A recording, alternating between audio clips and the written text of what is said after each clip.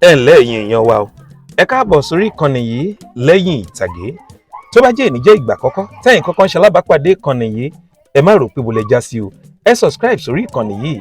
Ìkànnì yìí ni a ti ń ṣe àtúpalẹ̀ sinimá Yorùbá, ìyẹn review àwọn sinimá Yorùbá fún yín lọ́kan èjèèjì.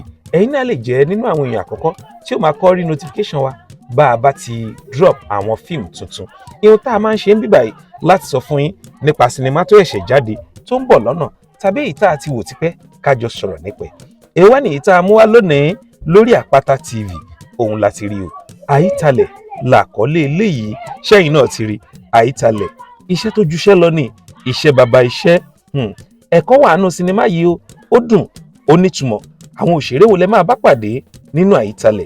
Jide Awobona Zainab Bakare, Eniola Kolawole, Olamilekan Ayinla, gbogbo wọn pàtó méje èyí tó dẹ́ ń pa nínú igbó nínú iṣẹ́ yìí. Tẹ́yìn náà bá wò ẹ mọ̀ pé iṣẹ́ eléyìí ó kọjá kèrémí. Ayítale kì í ṣe nípa tọ̀rọ̀ ìfẹ́ lásán tàbí ọ̀rọ̀ àjọṣepọ̀. Eléyìí ní agbára nípa tọ̀rọ̀ ìfẹ́, owó àti àwọn ogun tí àwọn ènìyàn ń jà tí a kò fojú rí. Ẹ̀yin ẹ lọ wo Ayítale lórí Àpáta TV lónìí. Kẹ́ ẹ padà wá síbí báyìí, kẹ́ ẹ wá comment, kẹ́ ẹ sọ review yín fún mi nípa ẹ̀ bóyá ilé rate ẹ̀ ní 10/10. Ayítale is not just another relationship drama. It's a thoughtful exploration of love, trauma, money, and the unseen battles people carry. It's a solid watch for viewers who enjoy emotionally driving Yoruba films with psychological depth. Ẹ̀yin náà lọ wo Ayítale lónìí tẹ́ ẹ bá ti wò lórí Àpáta TV. Ẹ padà wá sórí ìkànnì yìí lẹ́yìn ìtàgé kẹ́ ẹ wá fi kọ́mẹ̀ntì yín lẹ̀.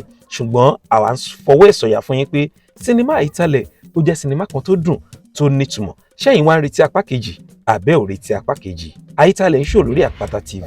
Ẹ̀yin tẹ́ ẹ ti wò ẹ̀yin náà mọ bí sinimá ẹ̀ ṣe rí. Ẹ̀yin ẹ fi kọ́mẹ̀ntì yín sí under comment section yìí kẹ́ ẹ sọ fún wa bó ṣe rí. Ẹ̀yin tẹ́ ẹ ti wò ẹ máa lọ sórí Àpáta TV báyìí kẹ́ ẹ lọ wo Ayítale níbẹ̀. Ó ti ń ṣò lórí Àpáta TV. Àwọn òṣèré tí wọ́n kópa ń bẹ̀ akọ́ṣẹ́ ni wọ́n ṣe. Zainab Bakare ó ṣiṣẹ́ gidi gan Ọlọ́run. Ẹ má gbàgbé láti subscribe sórí ìkànnì yìí lẹ́yìn ìtàgé so you will be the first one to be notified whenever we drop another content. Ẹ ṣé gan, inú wa dùn torí pé ẹ ń ṣe kíni, ẹ ń subscribe sọ́dọ̀ wa. Thank you so much.